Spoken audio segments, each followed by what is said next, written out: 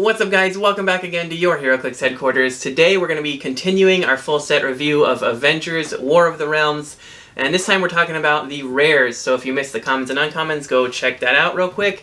But without further ado, let's dive into the rares. So starting us off at number 31, we have Thor, of course, starts off all of the rarities. This is the rare shifting focus version. We looked at the common one earlier in the commons.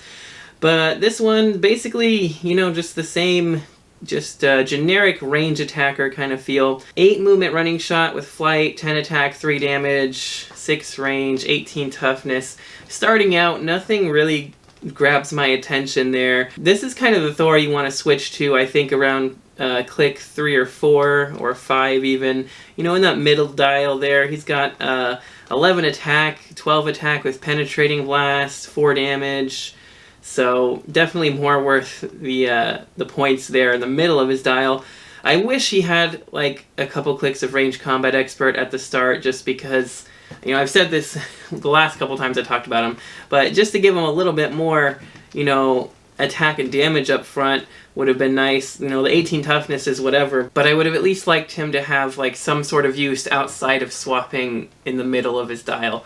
And the fact that you have to kind of swap to the ranged version of Thor in the middle of the dial after you've already taken a hit, you know, that's not great either. Though it is more Thor-like, you know, he does kind of charge in there first, and then, you know, maybe more resort to the lightning and cool stuff after that. So yeah, I mean, I like shifting focus figures, and it's just nice to have a shifting focus Thor. This one is probably my least favorite of all 3 of them, though. But moving on, next we have Moon Knight. And he's pretty awesome. This is one of the better Moon Knights we've had, definitely.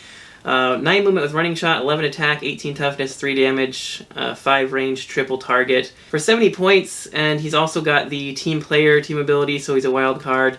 You know, that 11 attack goes a long way. This is a very similar dial to what we just looked at with Thor, even minus the energy explosion, but that 11 attack helps a little bit. He also has improved movement for elevated, and this really cool trait that says when Moon Knight takes damage from an opposing character's attack, give him a vengeance token. At the beginning of your turn, you may remove 2 vengeance tokens. If you do, modify Moon Knight's combat values by +1 until your next turn. So, you know, he kind of has to take some damage there, but, you know, +1 to all combat values is great for like a trade-off there. And then he has a special throughout basically everything but his first click, where he gets Blades, Claws, Fangs, Quake, Steel Energy, and when 1 or more opposing characters takes damage from Moon Knight's attack, give him a Vengeance token. So after his first click, after he takes a hit and gets a Vengeance token, then he can start racking them up by actually hitting people, which is really cool. But yeah, flavor-wise, this feels a lot like a Moon Knight. For 5 points less than that Thor we just looked at, it feels a little better for some reason. So yeah, I don't know, I like him. Up next we have Black Knight. He's coming in at 75 points. He's got the Avengers team ability, double target for those close attacks, 10 movement with charge, 11 attack, 18 invulnerability, and 3 damage with outwit. A special attack power throughout his whole dial that gives him Blades, Claws, Fangs, and when he uses it after resolutions, give the hit character an action token, which is pretty nice. And then special defense power on the back half of his dial gives him toughness, and pick a power for combat reflexes or energy shield deflection. So that's really neat to be able to pick your defense for, you know, kind of whatever you're fighting in the moment. And he does solid damage throughout the whole dial. You know, outwit to start is good, and then he goes into some exploit weakness and flurry with close combat expert at the end. All in all, he's just a really solid close combat fighter, and the outwit definitely helps a lot. He's got a great keyword selection there as well. I actually just really like this Black Knight. And I also love that this one has the photon sword and the leather jacket and everything's pretty cool. So moving on, next we have King Eulek. So starting off, he has 10 movement with charge, 11 attack, 18 impervious, 3 damage, exploit. For only 65 points, this is a pretty solid close combat fighter. And he also has traded leadership and mastermind, and when he uses leadership and succeeds, you may instead generate a rock troll bystander. So I love the fact that he can, you know, generate these bystanders and then also mastermind onto them if he would take damage, which is just really cool. It gives him a lot more survivability. And just taking a quick look at the rock troll bystanders, you know, they do have charge with an 11 attack, 3 damage, and 18 defense, so you know, they're not horrible at all for just 0-point bystanders. They can definitely get some hits in. But yeah, I think for 65 points, he makes a great little leadership figure and, you know, a good close combat fighter, and he can really has a lot of staying power if you manage to keep rolling leadership. But moving on, next we have Curse. I actually really like Curse. He comes in at 60 points, 10 movement with a special that gives him charge, sidestep, and giant reach 2. 11 attack, 18 defense with a special invulnerability, and Curse takes a maximum of 1 damage from range attacks or attacks from equipped characters' protected outwit. That's just an amazing defense power to have. And he also has some outwit there with a 3 damage to start with. So yeah, really solid close combat fighter here. There are lots of good close combat fighters in this set, obviously, but this one is one of my favorite ones because the charge and sidestep with a 10 movement gives him a ton of mobility. The giant reach, too, also gives him that extra reach, which really helps sometimes. The invulnerability is good on its own, but the fact that he takes a maximum of 1 damage from ranged attacks and equipped characters is just really good. Like, you can't even just penetrating blast this guy for more than 1, which is nice. And, you know, equipped characters have a tendency to do a lot of damage nowadays with things like, you know, Waldo arms for extra attacks or power gem for the +2 damage. So that's really good, and it's protected outwit. So, you know, exploit weakness can get through that, but I think that's about it. And exploit weakness from somebody that's not equipped with something. So for only 60 points, that's a really solid defense. And, you know, with the outwit and the charge and sidestep and giant reach, he's pretty solid on offense as well. And late dial, he gets flurry with steel energy and close combat expert, so he could flurry with potentially 12 attack, 4 damage, and then heal up a couple clicks. Right back onto that special defense power. So yeah, I really like him a lot. He's a very good one. Up next, another one of my favorite rares, Baron Zemo. I did not expect to get a Baron Zemo in this set, but I'm not complaining because this one is great. 75 points, starts out with charge, 11 attack blades, 18 mastermind, and 3 damage with a special damage power that gives him leadership and outwit. He also has the recruiter trait that we've seen before, which of course is power. Choose a character with the Masters of Evil keyword in your KO area that hasn't been chosen for or generated by a recruiter effect. And if you do, generate a character with the Masters of Evil keyword from your sideline that has a lower point value than the chosen character. This game, the generated character can't be replaced, and your opponent scores them immediately instead of when they're KO'd. Now, one thing that I do like about his recruiter effect, for the Masters of Evil specifically, is that you could bring in somebody like Atlas from the Captain America and the Avengers set for only 25 points, and he gives you like a retaliation effect, so you could actually, when one of your Masters of Evil is KO'd, bring him in. You know, they score 25 points, that's not really a big deal, and then he gets to, boom, just retal right then and there. I think that is a great use of his recruiter effect. There's also like a few other good like 25 point like cheap Masters of Evil characters you could bring in the game when one of your slightly more expensive ones gets KO'd. So I think it actually has a pretty interesting one because there are actually some great options for it. But also he has a 35 point line that I want to talk about because I like him a lot better for 35 points because you start out with stealth and TK, and he still has, you know, the mastermind and the leadership and outwit special and the recruiter effect. And I think I forgot to mention earlier, he's got the Masters of Evil team ability, of course, so that helps now with your close attacks. And 6 range too, so I mean, he can sit in stealth and he can maybe make attacks with 10 attack, 2 damage. Not really a big deal. But, I mean, for 35 points, he's doing a lot. You know, he's very defended with the stealth and the mastermind. He's got telekinesis to move your pieces around. He's got the leadership and the outwit, which of course are just 2 powers you want to have all the time. And that recruiter effect, like I said, could bring in some pretty interesting figures. So definitely, I really want to try this guy out for 35 points. He looks super good. But moving on, next we have number 37, Throgg. Guardians of the Galaxy team ability, only 35 points for 5 clicks of health is pretty good. He's a swimmer. He's got the little dolphin symbol there. And he starts with a special movement power that gives him sidestep and free if Throgg occupies water terrain. Place him in a square of water terrain within 6 squares in line of fire.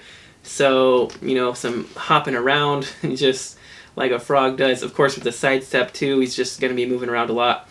11 attack with Quake and a 2 damage with Close Combat Expert actually gives him a 12 attack for 3 damage which is pretty nuts for 35 points, and an 18 toughness and tiny size as well. So if he was sitting in hindering, for instance, he'd have a 20 defense against range attacks between the hindering and the tiny size bonus. And if he's sitting in water terrain, then they can't even target him unless they're within 4 squares of him. So I think he's pretty insane for 35 points.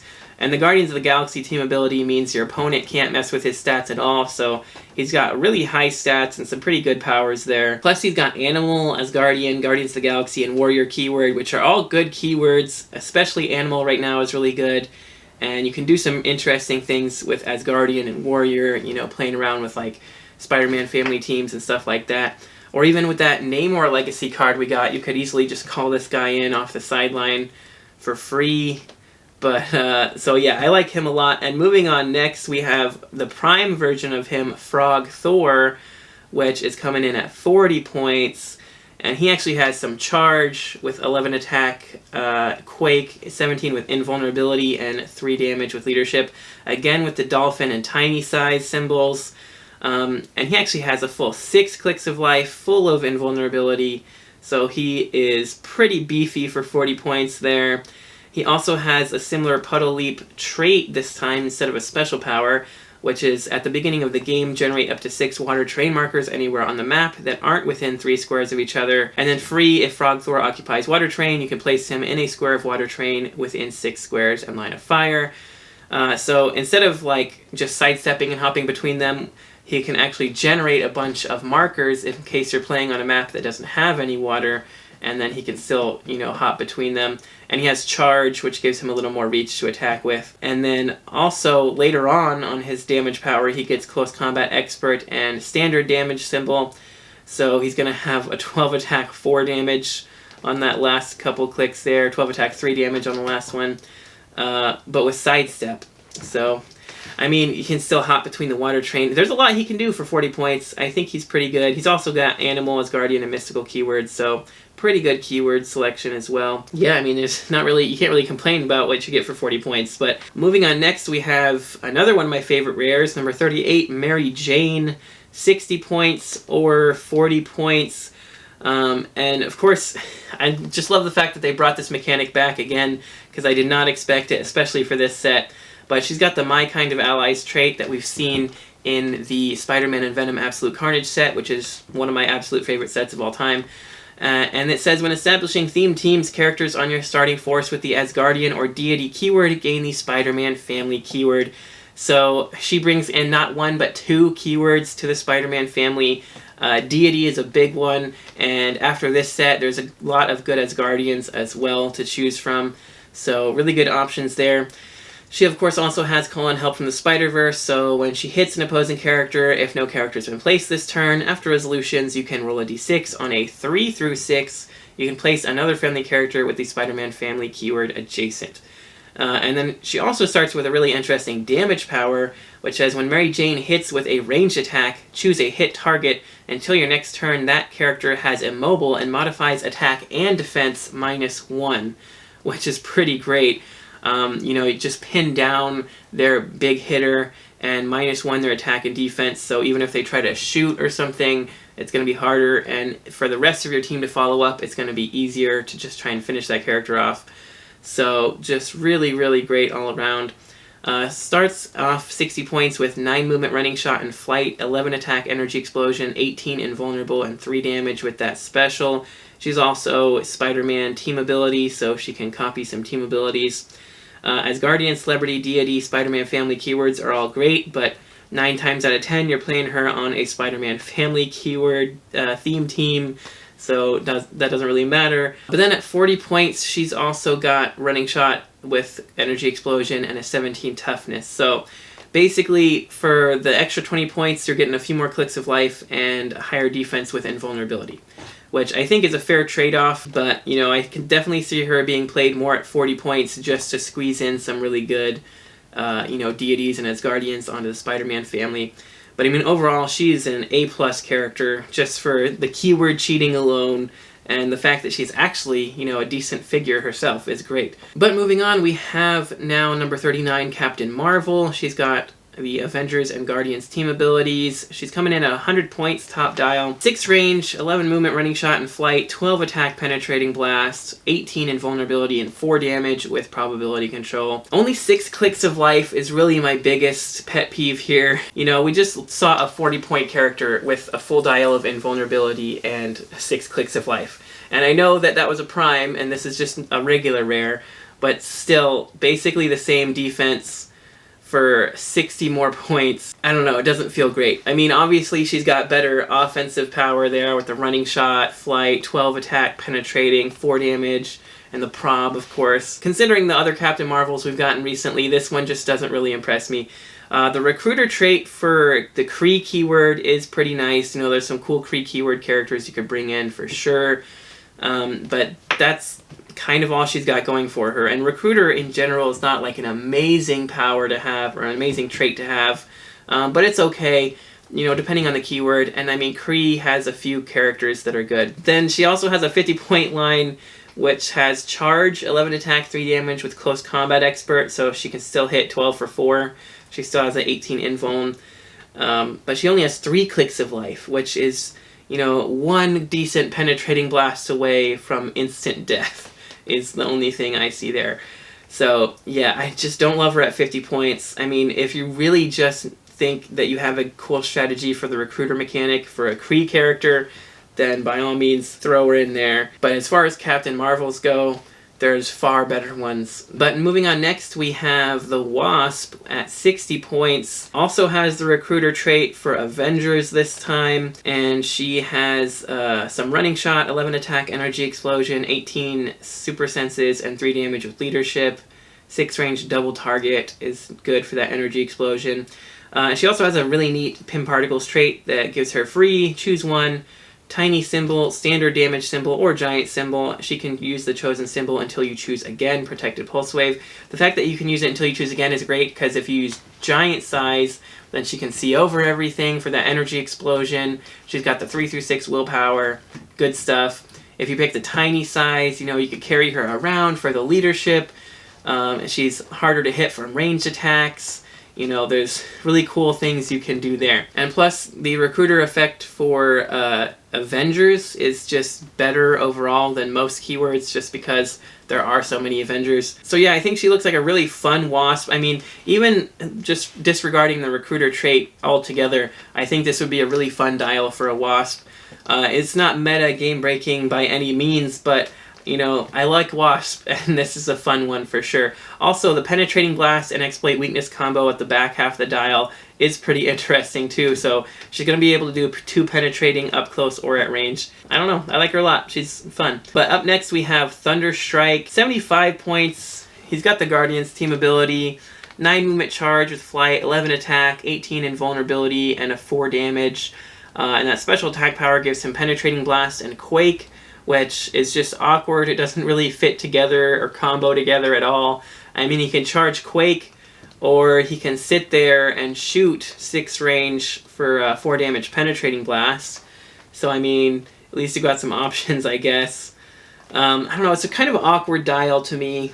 You know, he loses invuln after 1 click, gets some toughness, and then in the back half he goes to some running shot, energy explosion, and energy shield deflection. And I don't know, I mean, it's not horrible for 75 points, but it's just awkward to me. I don't know. It's not the kind of dial I want to play, because nothing really works together very well. But I mean, like I said, it's not a bad dial. It's just weird. I don't know how I feel about him. So moving on, next we got Valkyrie, and this Valkyrie is actually amazing. Probably one of the best rares in the set also, in my opinion. So she's only 70 points. She's got 10 movement charge with 2 targets. Don't forget about that. 11 attack, 18 invuln, and 3 damage. But she's got this awesome trait, the Lone Defender of Asgard. Valkyrie can reduce penetrating damage dealt by non-adjacent characters, and when Valkyrie is dealt damage by an adjacent character, reduce damage taken by an additional 1 in addition to other effects. So I love that. I mean, she reduces 3 damage up close, and she can reduce penetrating blasts, basically. So, I mean, that's so cool. I don't know, I really like that a lot. But then also she has Blades, Claws, Fangs, but may use it if targeting up to 2 characters, and rolls a separate d6 for each hit character. I think that's pretty crazy. I mean, I love that effect. I wish we had seen that earlier. Like, this is a really cool power to have for anybody that's like dual wielding like 2 swords or whatever. You know, usually they just give them flurry blades to represent that kind of thing, but the fact that you could target 2 people and roll a separate Blades Claws roll for each one is just really cool. You could potentially do 6 damage to each character, or, you know, you could roll like a 5 for one and a 1 for the other. But, you know, either way, it's a really neat power to have. So just that, you know, double Blades roll comboed with her really cool defense power and trait combo there. I think for 70 points, she just seems great. Plus, she's got some steel energy on the back half of her dial, so she can heal up a little bit more and stay alive a little bit longer. And yeah, really cool. I kind of wish she had flurry in the back half instead of plasticity, but you know, the exploit there is really nice. She's just really fun. I don't know, Asgard, Brute, Exiles, and Warrior keyword as well. So she's got some fun keywords, and yeah, she's awesome. But moving on next, we'll have a look at number 43A, Wrecker. 70 points, he's got 9 movement with charge, 11 attack quake, 17 impervious, 3 damage with close combat expert. So we're looking at a 12 attack, 4 damage up close. He's also got double target, so you could double target or just quake, either way. Improved movement destroys blocking is great. He's got a trait, pound you into the pavement. When Wrecker hits with a close attack after resolutions, you may generate a debris marker in a hit target square. Unique modifier, opposing characters occupying or adjacent to 1 or more debris markers, modify attack -1. So that's really cool because you could actually, like, you know, charge through a wall and break that down and then hit somebody. And if you know, place yourself right during that charge, you could potentially break a wall or something next to a bunch of people and, you know, get a big kind of area of effect -1 attack on like a huge chunk of your opponent's team. And then, yeah, I mean, besides that, he's just a really cool close combat fighter for 70 points. There's a lot of that, you know, 60 to 75 kind of point range close combat fighters in this set. Kind of primarily what this set is, which makes sense for a Thor set. But yeah, I mean, mid-dial too, I like him with the Flurry Quake exploit, because you could actually combo all of that now. So you could Flurry Quake to hit everybody adjacent, and it'd be penetrating from the exploit. So potential 4 damage to everybody next to him is pretty awesome. And then he still gets some sidestep close combat expert there at the back half, so he could just sidestep through a wall, break it down, and punch him. And Masters of Evil team ability too helps with your other, you know, Wrecking Crew or Masters of Evil to hit with their close attack. So a solid 70 points for sure. But moving on next, his Prime version is really where it's at. So Prime Wrecker for 75 points, Masters of Evil team ability as well. Starts with Sidestep, 11 attack, 18 invulnerability, and 3 damage with Leadership. Also has improved movement, destroys blocking terrain. But then he has this awesome trait here that says, the bystanders on this card are Wrecking Crew. Free, generate a Wrecking Crew bystander that hasn't already been generated this game. Once per turn, per character, whenever Wrecker or a Wrecking Crew bystander destroys a wall or a square of blocking terrain closer to an opposing starting area than your own starting area, gain 1 mission point. So pretty easy way to generate mission points. Once you've gotten all the bystanders out on the map, you could potentially be generating up to 4 per turn. Now granted, that's if you're playing on a map full of a lot of blocking terrain on your opponent's side of the map. You could potentially win on mission points with him and somebody else that also helps you get a few. But that's not why I like this guy. Also worth noting, he has a stop click with Impervious and Regen there at the end. But anyway, what I was saying, I like this guy because it's just a free action to generate all of these Wrecking Crew bystanders, right? So we take a look at his bystanders. So we've got Bulldozer, who's simply got 10 movement charge, 10 attack, 3 damage, 17 impervious, Masters of Evil team ability, and improved movement destroys blocking, of course. So that's pretty basic charged attacker there. Pile Driver, this is a huge one here. Masters of Evil team ability, improved movement destroys blocking, 8 movement with Flurry, 10 attack for 3 damage, and 18 invulnerability. That Flurry, after being generated for free from Wrecker, is pretty crazy. But then we also have Thunderball, who's got Sidestep with 8 movement, 9 attack quake, 18 toughness, and 2 damage with Outwit. And of course, improved movement destroys blocking and Masters of Evil team ability like all the other ones. So these are 3 really good bystanders that you can just plop out for free. Like, I honestly don't even think it's worth going for the mission point win, because you can do so much with these bystanders. Because, first of all, you could just carry Wrecker up, and he could take a free action to generate any one of them. He could even sidestep up further if need be. And, you know, you could free action generate the guy that can charge, so he can charge on somebody even further away in, like, the starting area, probably. Or you could, if you're already next to somebody, just generate Pile Driver for the 10 attack 3 damage with Flurry. And with Wrecker's Masters of Evil team ability, it's almost like having an 11 attack 3 damage Flurry, because they're going to -1 the defense with the team ability. And then, you know, if you need some outwit, you can just plop down Thunderball for some quick outwit there. And there's just so many options just with those 3 alone. And the fact that they actually have, like, decent defense with a reducer means you can't just, you know, poison them to death quickly or something. So pretty great bystanders. And, you know, for 75 points, he's already a good figure himself. You know, the sidestep, 11 attack, 3 damage, leadership, invuln, everything starting off is okay. But then mid-dial, he gets, like, charge, 12 attack for 4 damage.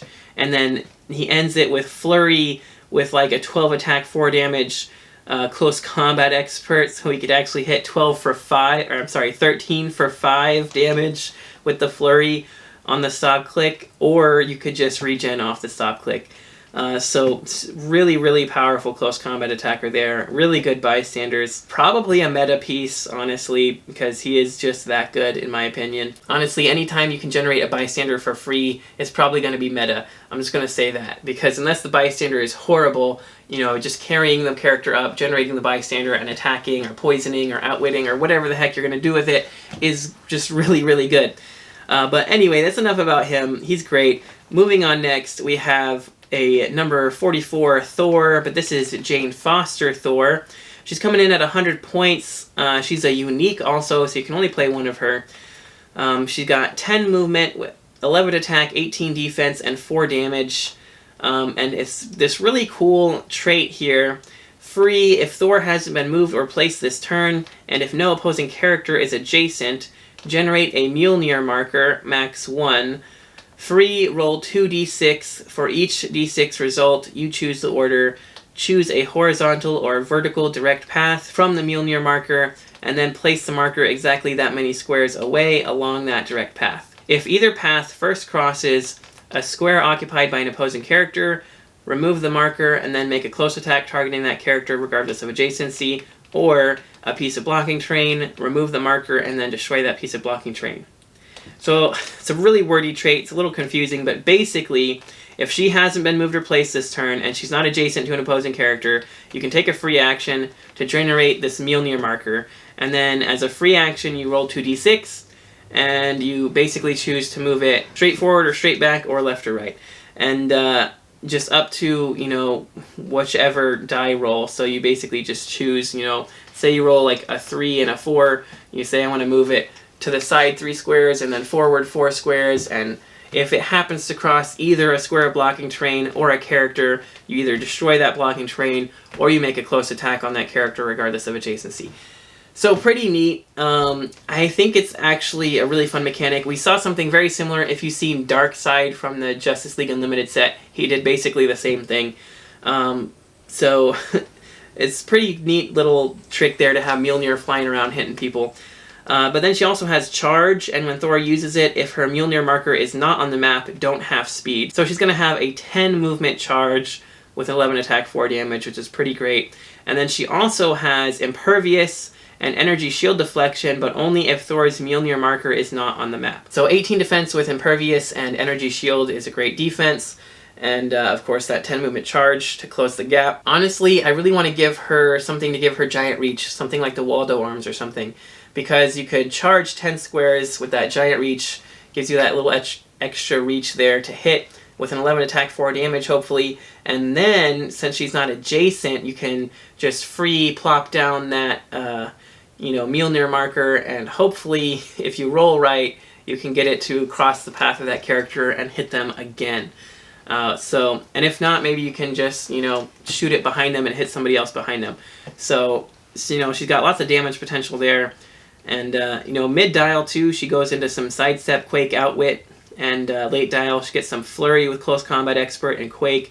So all in all, really solid close combat fighter, really fun Mjolnir mechanic, and yeah, I mean, she just looks really, really fun. But that's going to do it for all the rares in this set, so if you guys enjoyed this video or found it useful, make sure you smash that like button, it does help me out a lot. Let me know in the comments your thoughts and opinions on all the characters we looked at today. What are some of your favorite rares from this set? I'd love to hear about it.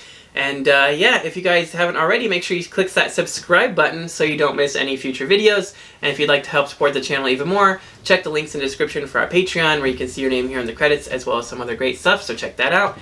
But that's going to do it for this one, so thanks again so much for watching, and until next time, this has been Heroclix Headquarters, signing off.